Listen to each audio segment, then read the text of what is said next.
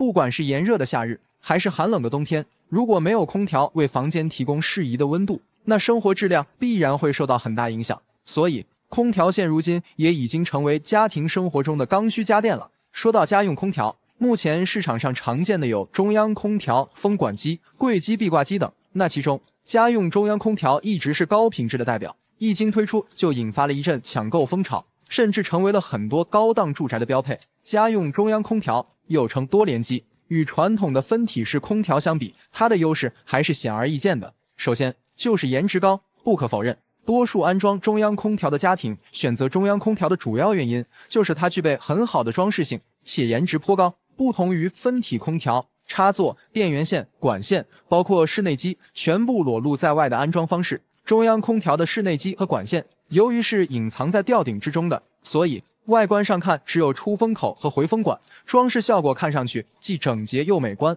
还大大提高了空间利用率。其次，舒适性不错，用过分体空调的都知道，不管是壁挂式还是柜机空调，都有送风直吹人的缺点，而且室内温度温差大，恒温不稳定的毛病。而中央空调的送风口都在棚顶之上，因此送风的过程也就是从上往下，不会直接吹到人身上，所以风感也让人感觉更加柔和舒适。另外，中央空调内机是在吊顶中运行，吊顶会隔绝一定的噪音，体验感也更佳。在我看来，这两点优势也是它受市场青睐的重要原因。另外，品质档次高，这一点就不做过多解释了。事实上，很多大宅和别墅的住户选择安装中央空调，基本上也代表了家里的装修也必然是高品质的。所以说，家用中央空调也被打上了高档的标签。小结，通过上述3点，大家也不难看出，家用中央空调不仅档次高，又节省空间，而且还有很高的舒适性，可以说诸多的优点集于一身。但是，不知道大家发现没有，现在越来越少人在家装中选择中央空调了，甚至有些安装中央空调的家庭，用过几年也都后悔了。那究竟是什么原因呢？导致家用中央空调从曾经的万人追捧到日渐被冷落。本期小东就和大家聊聊家用中央空调跌下神坛的几点原因，不妨一起看看我分析的对不对。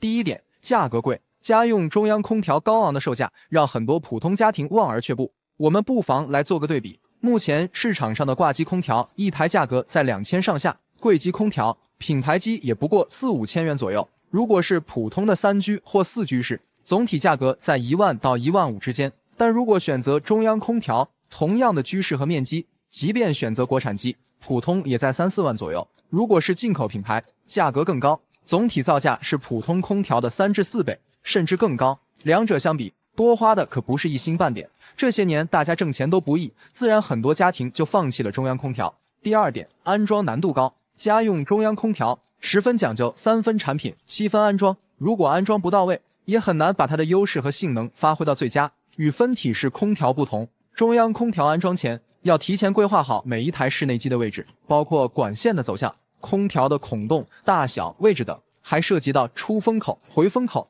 以及检修口，安装的复杂性以及难度可想而知，稍有偏差，可能都会影响到日后使用。第三点，维修麻烦。从中央空调的安装难度也可以看出，如果后期出现问题，维修起来太麻烦。首先，中央空调毕竟也是台机器，谁也不敢保证后期不出现一点问题。比如说，如果前期的调试和安装工作没有做好，后期使用中发现有漏水或渗水的情况，那不仅维修代价高，成本也高。因为中央空调是安装在吊顶内，想要彻底解决问题，就必须把安装好的吊顶破坏掉，再建插漏电或者重新布置管线。除此之外，中央空调都是以一拖 N 的设计，也就是说一台主机控制多个室内机，这就导致了外机一旦出现了故障，家里所有的空调都会影响使用。第四点，使用成本高。家用中央空调的使用成本涉及到2个方面，一方面是日常的耗电量，一方面是后期的清洁养护。要知道，家用中央空调普通都是大功率，虽然能带来送风面积大、范围广以及制冷效率快等优势，但同时它的耗电量自然也不低。如果使用普通空调，你家每月的电费在200-300左右的话，假如换成中央空调，那么每月花费500-600元还算比较节省，两者相差成本巨大。另外，中央空调也需要定期做维护清洁，如果是普通空调，只需要定期清洁过滤网即可，咱们自己就可以动手完成。但中央空调就必须要请专业人员做清洁养护，这也无形中增加不少的费用。第五点，空间显压抑。家用中央空调虽说装饰性美观，颜值高，但对于小户型住宅并不友好。咱们都知道，中央空调的安装需要隐藏在吊顶上，虽然中央空调室内机体积更小，但至少也要下挂吊顶30公分，这也导致安装完成后会压缩房子的整体高度。现在普通住宅的层高一般在 2.7 米，如果安装中央空调，层高只剩下 2.4 米左右，每天生活在这样的房子里边，势必会有一种空间的压抑感。结语：综上所述，家用中央空调的这些缺点注定成为了它跌下神坛，日渐被冷落的主要原因。像近些年，我身边的很多朋友有了前车之鉴，都在2次装修的时候改用了传统的分体空调。这一点在小东看来也很好理解。虽说传统的壁挂机看上去不怎么高大上，但它更适合绝大多数家庭使用。和中央空调相比，优势更加明显，价格实惠，使用省心，维修维护方便。更关键的是，目前的壁挂空调普遍搭载的都是变频技术，使用舒适度上也并不差，完全可以满足家庭的生活需求。所以说，除非你对生活品质有更高的追求，而且也有能力去负担高昂的费用，那么可以毫无犹豫地选择中央空调。如果你认为空调只是咱们生活中的刚需电器，那么实惠好用的普通空调一定是不二选择。这篇文章建议买了沙发的朋友们不要看，我怕你看完之后会扎心。为什么这么说呢？我们在装修新房时，往往没有太多经验，在选择家具上也是主要看颜值和价钱，本着好看就行、便宜就行的前提下买东西，基本就会忽略这些东西的基本作用。就比如沙发，沙发是一个家的门面担当，也是客厅的灵魂，它既要体现主人的品味与档次，又要满足生活的舒适与便利。这一期根据自身多年的从业经验，总结了沙发的7步选，希望帮助大家避坑，不是瞎说，都是经验教训。1. 扶手太窄的沙发不要选，低于13厘米以下。精致的造型，简约的线条感，特别是小户型比较适合窄扶手沙发，更节约空间。但是好看归好看，舒适体验感却不佳。扶手太窄真的不舒服，手和胳膊不好搭在上面不说，还不能靠也不能枕着休息，舒适性大打折扣。网友反馈，网友天天向上，当初为了节约空间，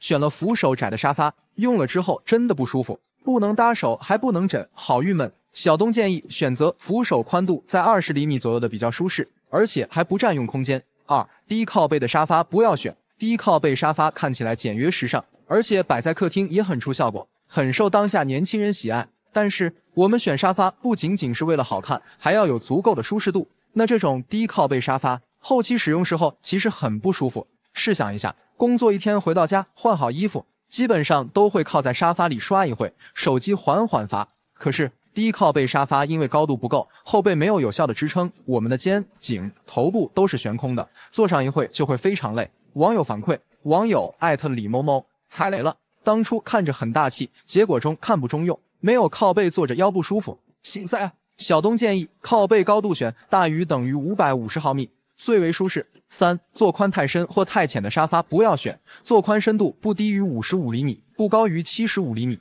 坐深宽的沙发，视觉大气，半躺舒服，确实对年轻人诱惑不小。但坐宽太深的沙发对小户型特别不友好，高于75厘米，非常占空间。再有就是家里来客人的情况下，坐前面点靠不了背，时间长点特别累，坐后面点腿又挨不了地，不舒服还尴尬。网友反馈，网友酷靠太太，对于我来说几乎不坐主人家的沙发，因为现在的沙发对客人并不友好，你总不能跑别人家里躺着吧。但是这种坐身大靠背高的10分钟我就腰疼了，这种只适合自己躺。然后我们来讲讲坐宽浅的沙发低于50厘米，首先腿部悬空不舒服，另外坐久了会非常累，躺在上面还翻不了身。网友反馈，网友小可爱家，第一次买沙发没关注什么坐身问题，就看颜值，买到手之后才知道不能买太浅坐身的，我比较喜欢躺在沙发上，真的搞不好一翻身就在地上了。小东建议坐宽深度在65至75厘米最为舒适。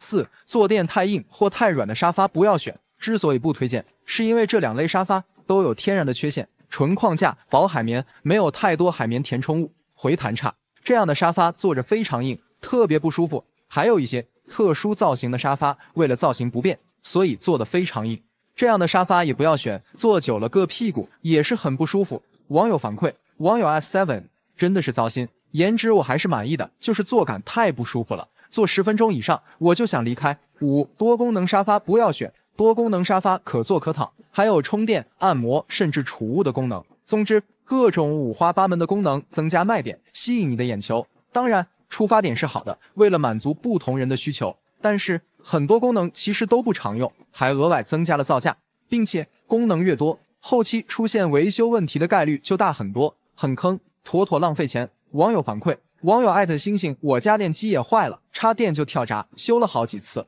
真郁闷。网友艾特罗罗，这种沙发下面离地面很低，扫地机器人进不去，没办法打扫，而且好多功能也不经常使用，还比正常沙发贵，不值。小东建议，沙发满足最基本的舒适、实用、高档就非常好了。要是想放松，再入个单独的按摩椅，那多香。6、异形沙发不要选，很多人被各种异形的沙发吸引，觉得有特点、有风格，还特别艺术，并且很有设计感。但这种沙发往往都是冲动买时易时爽，华而不实，很鸡肋，买到家里跟其他家居搭不到一块去，还非常占地方。网友反馈，网友艾特娇娇呀，网上看到异形沙发很网红，就跟风了，结果到家之后真的不适合小户型，又宽又胖，而且不是正版的，做工也很粗糙。网友艾特花椒，真的很挑户型，并且非常吃空间占地方，听人劝吃饱饭，打算换直排的了。小东建议选择跟整体风格一致且舒服大气最为重要，当然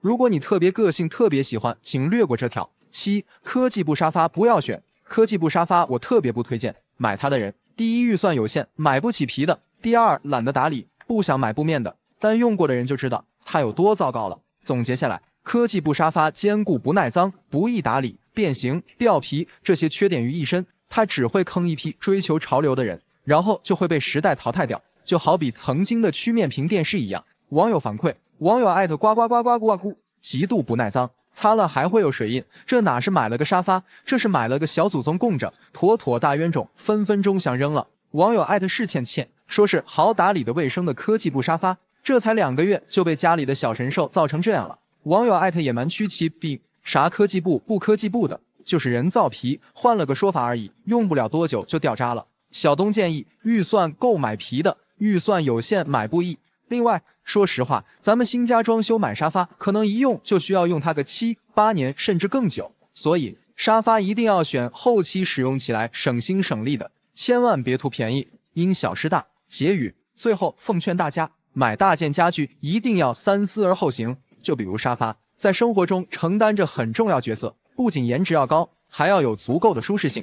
俗话说得好，民以食为天。那么作为食物储存和保鲜的电冰箱来说，它在家庭生活中的地位自然不言而喻。所以说，冰箱选不好，不仅是多花冤枉钱，还会影响生活质量。因此，很多人在选购冰箱时也会格外重视。但是不可否认，随着科技的发展，目前市面上的冰箱，不管是品牌还是种类，以及价格方面，都让人眼花缭乱，难以选择。本期小东就结合自己的经验和教训，以我家换过3台冰箱的经历，给大家总结了选购冰箱的3买4不买原则，避免大家踩坑。1、冰箱的4不买。1、不买小容量的。选购冰箱时，大家第一个要面对的问题就是我家选多大的合适。有些朋友会认为我家人口少，应该选个小容量的，尺寸小还不占地儿。其实这是个很大的误区。就拿我家来说，第一台冰箱就是一台3门的小容量冰箱，虽然平时家里就2口人，但也根本不够用。日常的水果、饮料、剩菜剩饭就把冰箱塞满了，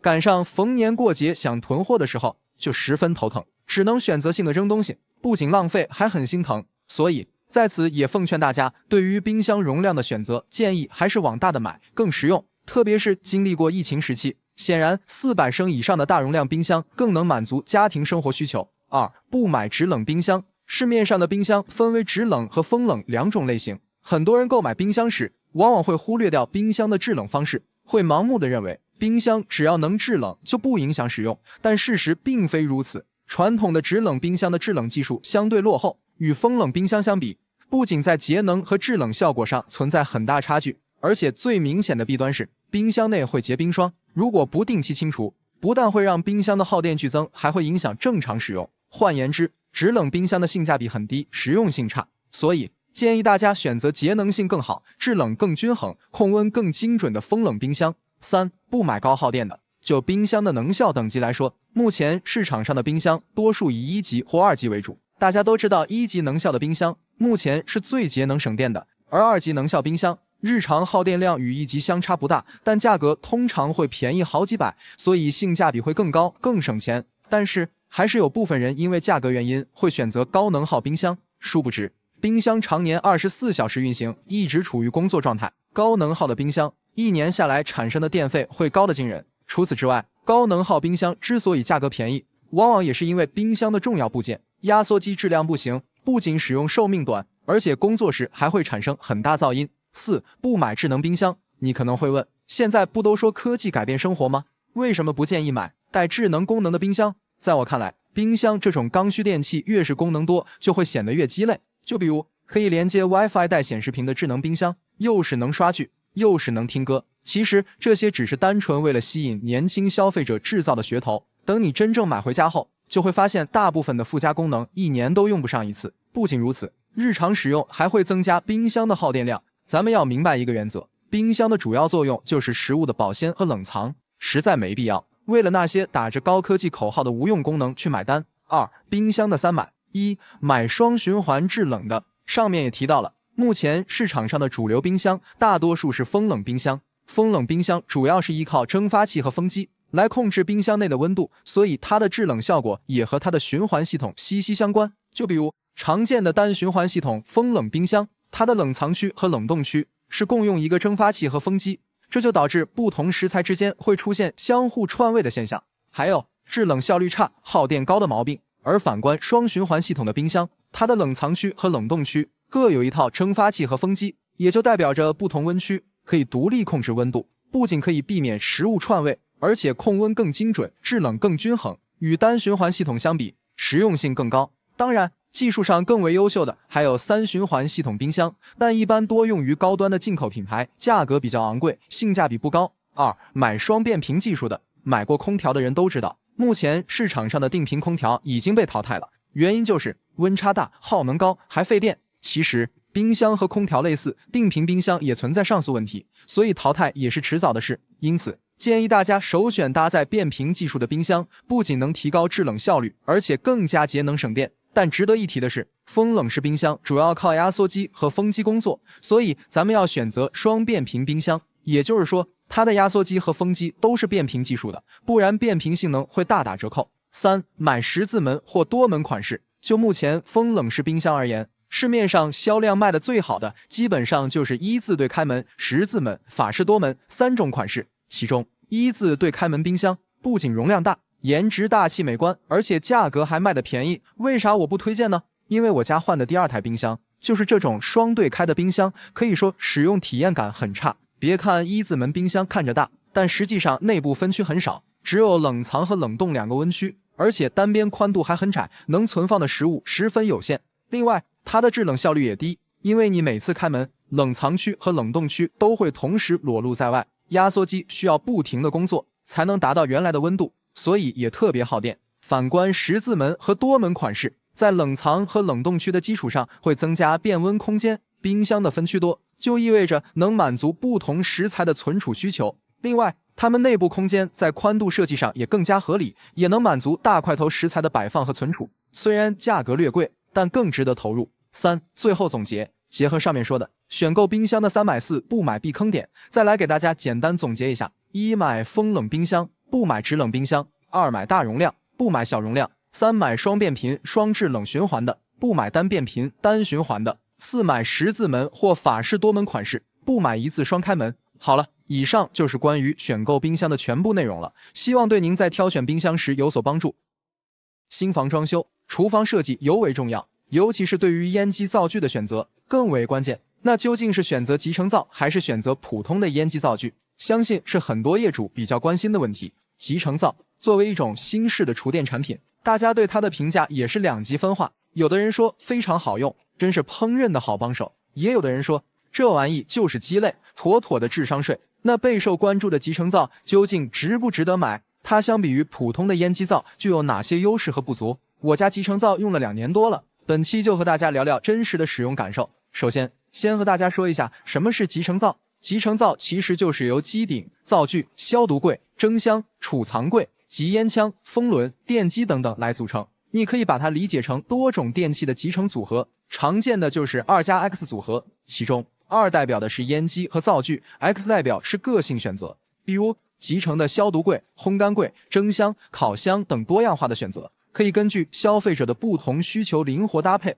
满足不同家庭的使用需求。我当初为什么会选择集成灶？它的优势在哪？一、吸油烟效果好，集成灶在吸油烟方面是有绝对优势的。这主要是因为它是采用侧吸下排的方式，吸烟口离灶台会更近，完全可以真正做到油烟不过脸。目前市面上大部分的集成灶油烟吸净率都可以达到95%以上，相比于传统的烟机，无论是侧吸还是顶吸，油烟在空气中停留的距离都是过长，在这点上是无法和集成灶进行比拟的。我家2年使用下来，虽然没有进行专业的检测，但做饭时的油烟明显变少了。2、更节省空间。不知道大家有没有发现，现在的新房户型一般都是大客厅、小厨房，我家也不例外。因为厨房比较小，所以对于厨房设计如何利用好空间就变得尤为重要。集成灶的特点是不占用吊柜的空间，比传统烟机能多出1米吊柜的储藏空间。第二点就是它的集成功能不需要再单独购置所需电器，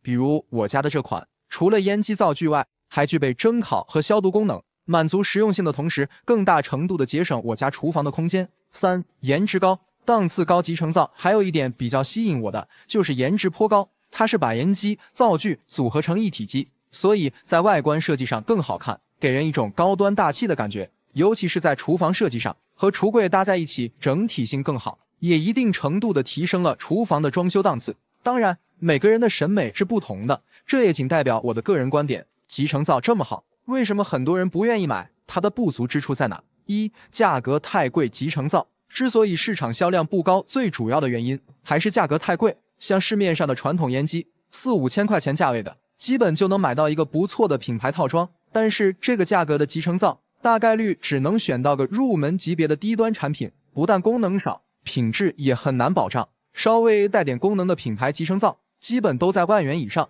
像我家这台当初入手时就花了12000个大洋。据我了解，这个价格的产品也是集成灶市场销售的主力军。换言之，和普通的烟机灶具相比，这个价格也确实太贵了，很多消费者根本不愿意在这方面花太多钱。2、功能实用性不高。上面也提到，集成灶是属于多种电器组合，但功能实用性并不高。比如，就拿最常见的蒸烤箱和消毒柜功能来说，首先集成灶并无蒸烤技术积累，换言之，相比专业的蒸烤品牌机，在性能上还是有一定的差距的。其次，因为排烟机和机身内部管道占用很大空间，导致消毒柜或者蒸烤箱容量非常有限，主要原因是进深不足。另外，如果家庭不需要消毒柜的话，那么消毒柜的功能就显得比较鸡肋，而且也没办法改成其他的功能。3、维修比较麻烦。集成灶是一体化的集成设计，属于多模块的电器组合，这就导致后期一旦出现故障，维修更换都比较麻烦，可能一个零件坏了就会影响整机的使用。而且集成灶的内部设计也比较复杂，部分情况下可能还需要返厂维修，这就相当的麻烦了。当然，现在的主流集成灶大多数采用的是独立模块化设计，维修起来相对会省心很多。4、有安全方面的顾虑。很多人不买集成灶也是担心有安全问题，很多消费者对于集成灶的印象还停留在第1代产品上，那时候因为技术不成熟，确实有过爆炸的新闻。不过集成灶经过3代发展，已经可以避免深坑式集成灶的安全隐患。但是还是要提醒大家，市面上一些3无产品组装机虽然价格便宜，但是安全是没有保证的，建议大家买集成灶还是要认准大品牌，比如像美大、火星人、森哥、益田等，在产品质量和售后方面都有保障。总结一下，集成灶值不值得购买？首先，你要知道，不论是任何一种电器产品，都不可能做到100%完美，对于集成灶也是如此，有优点就会有不足，是否值得购买，完全看个人的自身条件和需求。在我看来，如果家里做开放式厨房，就比较适合选集成灶，毕竟它在吸油烟方面要强于传统烟机，而且颜值和档次也够用。另外，家里的厨房空间太小，也可以选择集成灶，空间的合理利用率更高。换言之，如果考虑购买成本，还担心后期维护问题，那不如选择传统烟机灶具更实用。装修是一件很繁琐的事情，因为涉及到的东西太多了，如果一些细节没做好，后期很容易出问题。所以说，装修千万不要当甩手掌柜，有些重要的施工节点，往往都是工人喜欢偷工减料，业主最容易踩坑的地方。如果你不关心，等到入住后才发现，到时再后悔可就来不及了。本期小东就给大家整理了家里装修一定要紧盯的8个地方，不管你是找装修公司还是自己装，这些地方施工的时候你一定要到场。1. 盯房屋拆改。很多人对装修拆除环节并不重视，觉得包给装修公司或工头，自己就不用管了。但实际上，在装修拆除环节，如果施工不到位，或者保护措施没做好，后期的安全隐患极大。所以咱们现场要紧盯，不要拆错，千万不要破坏房屋的承重墙、承重梁等地方。另外，在项目施工前，必须要提前把拆除区域的管道、下水口做好保护，避免装修垃圾砸到管道，或者掉落进下水管造成堵塞。2. 盯卫生间回填。很多不负责任的装修工人会用建筑垃圾回填卫生间，这种做法也非常普遍。什么破碎的石膏板、碎石块、施工剩下的边角余料，甚至是现场的垃圾袋，如果不去现场，你根本无法想象卫生间底下都是些什么东西。所以在这个项目施工的时候，一定要问清楚卫生间的回填材料是什么，遇到不安全的、不合理的、不合规范的，立马制止。3. 盯材料进场。无论是装修涉及到的主材还是辅材进场，都必须亲自到场验收，特别是涉及到的一些隐蔽工程材料，比如电线、水管、石膏板、腻子粉、防水涂料等，都要拿着当初你签合同时的材料单一核对，包括核对品牌、核对型号以及数量，检验是否有调包或更换情况，并且要及时抽检，并且查验防伪，因为这部分材料等你装修完之后很难发现不符情况，等后期出了问题，一切可就晚了。4. 盯水电交底。水电现场定位的时，一定要盯紧，做到心中有数。因为每个人的生活习惯不同，水电师傅一般都是按照最常规的方式去布置点位，师傅往往不会想到你的一些特殊需求，所以现场一定要盯紧水电点位是不是合适，核对所有的水电点位没问题的再施工，包括插座的高度是否合理，数量够不够用，位置是否会被家具遮挡等问题，否则后期更改劳民伤财，也会给入住后的生活带来很大不便。5. 盯防水施工。防水的重要性大家都懂，这个项目如果施工不到位，不仅会影响自家，严重的还会影响到邻里关系。首先，防水材料务必要按照强刚地柔的形式来做，墙面刚性防水，地面柔性防水，不能只用一种。其次，卫生间湿区防水高度一定要做到 1.8 米以上，其他位置地面反50公分。另外，防水至少要刷2遍，一遍刷完之后必须要等到干透之后再刷。还有，防水施工完闭水实验要48小时，尤其是要观察马桶、下水管的位置，不能漏水。最后还要亲自到楼下的邻居家看一看，卫生间顶面不能有任何漏水渗水情况，否则防水要重新做。6. 盯瓦工铺砖。现在的瓦工师傅都太有想法了，你不交代清楚，他就给你自由发挥了，往往怎么省事怎么来。所以说，在瓦工施工的时候，不是盯铺砖的过程，而是要盯着几个关键点。第一，铺砖前一定要在现场按照瓷砖的铺贴图纸现场1:1进行排版，确保完工后的效果以及最大程度的不浪费砖。第二，要提前和师傅确认好卫生间和厨房区域，墙地要通风铺贴，瓷砖仰角要做海棠角处理，不要用瓷砖仰角条收边。第三，卫生间地漏要做回字形，还有确保地漏处于地面的最低点，防止淋雨时地面积水。第四，如果做壁龛要做坡度，卫生间门是要做单包门套还是双包门套，也要提前交代清楚。以上这些细节都要在瓦工施工前确认后，最后按照瓦工验收标准进行验收。7. 盯油工刷墙。墙面施工不到位，不仅会影响施工质量，还会影响到整体的装修效果。油漆师傅主要涉及到墙面大白和乳胶漆2部分。首先，墙面刮白前，如果房子墙面和顶面有腻子的，一定要铲除干净，不然后期肯定会大面积开裂和起皮。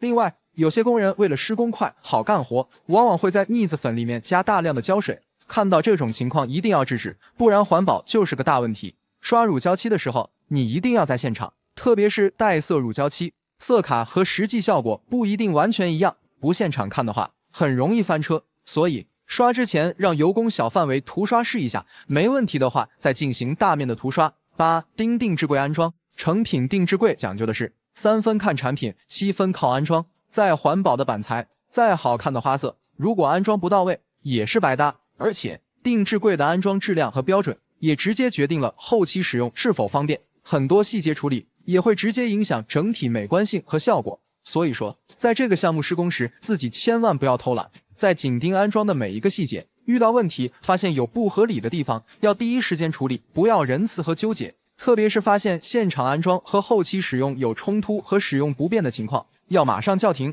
与定制商家或设计师沟通好后，再进行接下来的安装工作，这样才能确保最后的成品效果。结语：装修是细节决定成败，不要觉得自己是外行就想当甩手掌柜，即使自己不懂，也要多去盯现场，往往你在现场，对工人也会起到威慑作用。虽然装修需要盯的事情很多，但只要把握好大方向，同时注意小的细节，这样一定能达到很好的装修效果。